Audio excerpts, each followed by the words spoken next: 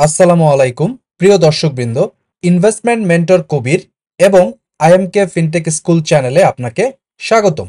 এই চ্যানেল দুটিতে আমি এবং আমার টিম মেম্বার্সরা আপনাদের জন্য নিয়মিত লার্নিং ভিডিও বানিয়ে থাকি। আসুন একসাথে স্মার্ট ইনভেস্টর হওয়ার চেষ্টা করি। যদি নতুন হয়ে থাকেন তাহলে এখনই চ্যানেল দুটিকে সাবস্ক্রাইব করুন এবং আমাদের সাথেই থাকুন। ব্যাপারটা কেমন অদ্ভুত না? হয়তো আয় বাড়ছে, কিন্তু মাসের শেষে পকেটের অবস্থা সেই একই। মনে হয় যেন আমরা একটা অদৃশ্য টাকার ফাঁদে আটকে পড়েছি। চলুন আজ আমরা একসাথে এই ফাঁদটা ভাঙার কিছু উপায় খুঁজে বের করি। আচ্ছা, ইন্টারনেটে আজকাল একটা জিনিস খুব ঘুরছে। বলা হচ্ছে বছরে নাকি ৭০ লক্ষ টাকা আয় না করলে এখন আর মিডল ক্লাসই থাকা যাবে না। ভাবা যায়? কথাটা শুনে অনেকের মনেই কিন্তু একটা চিন্তা ঢুকে গেছে। আসলে কি ব্যাপারটা তাই, নাকি এর পেছনে অন্য কোনো গল্প আছে? শুধু একবার এই সংখ্যাগুলোর দিকে তাকানো যাক। এগুলো কিন্তু চোখ কপালে তোলার মতো। মাত্র ৪ বছরের মধ্যে আমাদের আয়ের যে অংশটা ইএমআই দিতে চলে যেত, সেটা ৪৬% থেকে বেড়ে ৬১% হয়ে গেছে। মানে যা আয় হচ্ছে তার অর্ধেকেরও বেশি চলে যাচ্ছে শুধু লোন শোধ করতে। এবার কি একটু পরিষ্কার হচ্ছে ফাঁদটা ঠিক কোথায়? কিন্তু সমস্যাটা কি শুধু এই সংখ্যাগুলোর মধ্যেই সীমাবদ্ধ? না, আসল খেলাটা চলছে আমাদের মনে। ফেসবুক আর ইনস্টাগ্রাম খুললেই তো কেউ নতুন ফোন কিনছে, কেউ বিদেশে ঘুরতে যাচ্ছে। এগুলো দেখতে দেখতে নিজের অজান্তেই একটা চাপ তৈরি হয়, তাই না? আর এই অফুরন্ত চাওয়ার চক্রটাই হলো আসল ফাঁদ। এখানেই একটা খুব ইন্টারেস্টিং কথা উঠে আসছে। হয়তো আসল সমস্যাটা আমাদের আয় নিয়ে নয়, বরং আমাদের নিজেদের পরিচয় নিয়ে। মানে আমরা আয় করছি হয়তো অনেক বেশি, কিন্তু মানসিকতাটা এখনও সেই পুরনো মিডল ক্লাস পরিচয়ে আটকে আছে। আর এই মানসিকতায় আমাদের আর্থিক সিদ্ধান্তগুলোকে ভুল পথে নিয়ে যাচ্ছে। আচ্ছা, তাহলে কি লোন বা ঋণ মানি খারাপ? একদমই না। চলুন ঋণের ভালো মন্দ দিকটা একটু বুঝে নেওয়া যাক, আর দেখি কিভাবে এটাকে ফাঁদের বদলে একটা কাজের জিনিস হিসেবে ব্যবহার করা যায়। এই ডেটাটা কিন্তু অবাক করার মতো। বাজারে ১০টা আইফোন বিক্রি হলে তার মধ্যে ৭টাই কেনা হয় লোন করে। ভাবুন একবার। এমনকি আমাদের দেশে প্রতি ৩টে বিয়ের মধ্যে একটাতে লোন নেওয়া হচ্ছে। মানে লাইফস্টাইল মেনটেন করার জন্য লোন নেওয়াটা এখন খুবই সাধারণ একটা ব্যাপার হয়ে গেছে। এই সব শুনে মনে হতেই পারে যে ঋণ জিনিসটাই একটা অভিশাপ। আমাদের বড়রাও তো তাই শিখিয়েছেন, তাই না? কিন্তু সত্যিই কি তাই?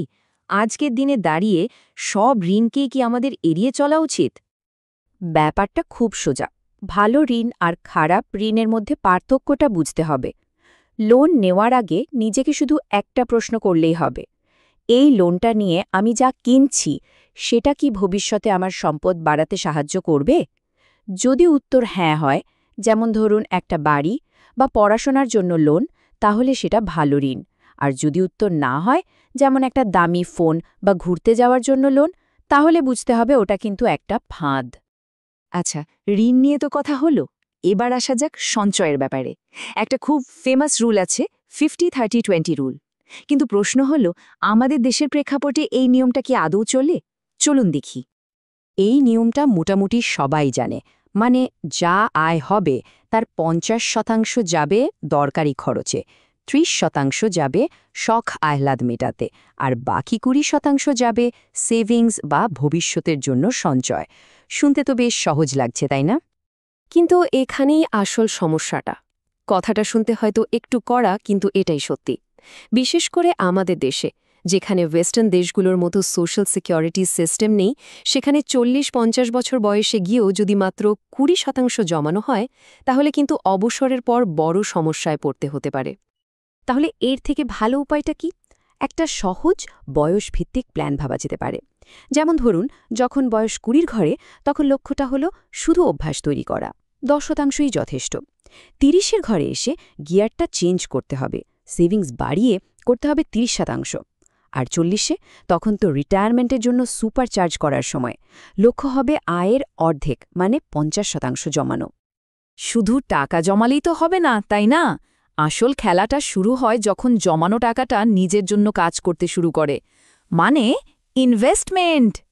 চলুন এবার বিনিয়োগের দুনিয়ায় ঢোকা যাক। বিশেষ করে এসআইপি আর মিউচুয়াল ফান্ডের ব্যাপারে। শুরুতেই একটা চমকে দেওয়ার মতো কথা শোনা যাক। বলা হচ্ছে যে বাজার শুধু বেড়েই চলেছে, সেখানে এসআইপি করা নাকি বোকামি। শুনে কেমন অবাক লাগছে, তাই না? আমরা তো ভাবি বাজার বাড়লেই লাভ। তাহলে আসল ব্যাপারটা কি? আসলে এসআইপির আসল শক্তিটা লুকিয়ে আছে ডিসিপ্লিনে, আর এর সবচেয়ে বড় সুবিধা পাওয়া যায় যখন মার্কেট ডাউন থাকে। ভাবুন তো, যখন দাম কম তখন তো একই টাকায় বেশি জিনিস কেনা যায়, তাই না? এসআইপি ঠিক এই কাজটাই করে। মাসের পর মাস ধরে কিনতে থাকায় আপনার কেনার গড় খরচটা কমে আসে। এটাই হলো আসল খেলা। প্রিয় দর্শকবৃন্দ, আমরা বিশ্বাস করি ক্যাপিটাল মার্কেটে সাকসেস পাওয়ার জন্য জানার বা জ্ঞান অর্জনের বিকল্প কোনো পদ্ধতি নেই। তাই আমাদের চ্যানেলের পক্ষ থেকে আমরা 2টি কোর্স অফার করছি। Essentials of stock investing and trading নামে বেসিক টু ইন্টারমিডিয়েট লেভেলের একটা কোর্স আমরা অফার করছি। এই কোর্সে আপনি বেসিক টু ইন্টারমিডিয়েট লেভেলের ফান্ডামেন্টাল এবং টেকনিক্যাল অ্যানালাইসিস জানতে পারবেন। যারা একেবারেই নতুন তাদের জন্য আমরা এই কোর্সটি রেকমেন্ড করি। এছাড়াও মাস্টার দ্য মার্কেট নামে আমাদের অ্যাডভান্স লেভেলের আরেকটি কোর্স আছে, যারা বেসিক টু ইন্টারমিডিয়েট লেভেলের স্টক ইনভেস্টিং এবং ট্রেডিং অর্থাৎ ফান্ডামেন্টাল বা টেকনিক্যাল সম্পর্কে জানেন। তারা চাইলে অ্যাডভান্স লেভেলের মাস্টার দ্য মার্কেট কোর্সে জয়েন করতে পারেন। প্রতি শুক্রবার রাত 8:30 আমাদের নতুন ব্যাচ চালু হয়। আমরা বিশ্বাস করি সাকসেসফুল ইনভেস্টর এবং ট্রেডার হওয়ার জার্নিতে আমরা অবশ্যই আপনাকে হেল্প করতে পারবো। আপনার যদি শিখার ব্যাপারে পজিটিভ মাইন্ডসেট থাকে তাহলে আমাদেরকে ইমেল করুন investmentmentorkobir@gmail.com অথবা imkfintechschool@gmail.com। এই ঠিকানায় ফিরতি ইমেইলে কোর্সের ডিটেল আউটলাইনটা আপনি পেয়ে যাবেন। কিন্তু বাজারে তো হাজার হাজার মিউচুয়াল ফান্ড, কোনটা বাছতে হবে? খুব সহজ, মাত্র 4টে জিনিস মাথায় রাখতে হবে। 1. কোন ক্যাটেগরির ফান্ড চাই? 2. ফান্ড ম্যানেজারের ট্র্যাক রেকর্ড কেমন? 3. ওরা ঠিক কোন কোন কোম্পানিতে টাকাটা লাগাচ্ছে? আর 4. শেষ 5 বছরের রিটার্নটা কতটা স্ট্যাডি বা ধারাবাহিক? ব্যাস, এইটুকু দেখলেই কাজটা অনেক সোজা হয়ে যাবে। তো আমরা ঋণ, সঞ্চয় আর বিনিয়োগ, এই 3টে জরুরি বিষয় নিয়ে কথা বললাম। এবার এই সবগুলোকে একসাথে জুড়ে একটা পার্সোনাল ফিন্যান্সিয়াল সিস্টেম বানানোর পালা, যাতে আর কোনো বিশৃঙ্খলা বা টেনশন না থাকে। একটা ভালো সিস্টেম বানাতে খুব বেশি কিছু লাগে না, শুধু 4টে অভ্যাস তৈরি করতে হবে। প্রথম, স্যালারি ঢোকার সাথে সাথে যেন সেভিংস আর এসআইপি অটোম্যাটিক্যালি হয়ে যায়। দ্বিতীয়, পার্টনারের সাথে টাকা পয়সা নিয়ে কোনো লুকোচুরি নয়, একদম খোলাখুলি আলোচনা। তৃতীয়, নিজের লক্ষ্যগুলো একটা কাগজে লিখে ফেলুন। আর শেষটা সবচেয়ে জরুরি, রোজ রোজ মার্কেট দেখে ভয় না পেয়ে 3 মাসে একবার দেখুন, আর বছরে একবার দরকার হলে পোর্টফোলিও ঠিকঠাক করুন। দেখুন, আমাদের প্রত্যেকটা আর্থিক সিদ্ধান্ত কিন্তু আমাদের জীবনের গল্পটা লিখে চলে। আজকের পুরো আলোচনা থেকে একটাই জিনিস পরিষ্কার, একটু সচেতন হলে, একটু ডিসিপ্লিন মেনে চললে এই গল্পের নিয়ন্ত্রণটা কিন্তু আমরা নিজেদের হাতেই রাখতে পারি। এখন প্রশ্ন একটাই, সেই গল্পের লেখক কে হবে?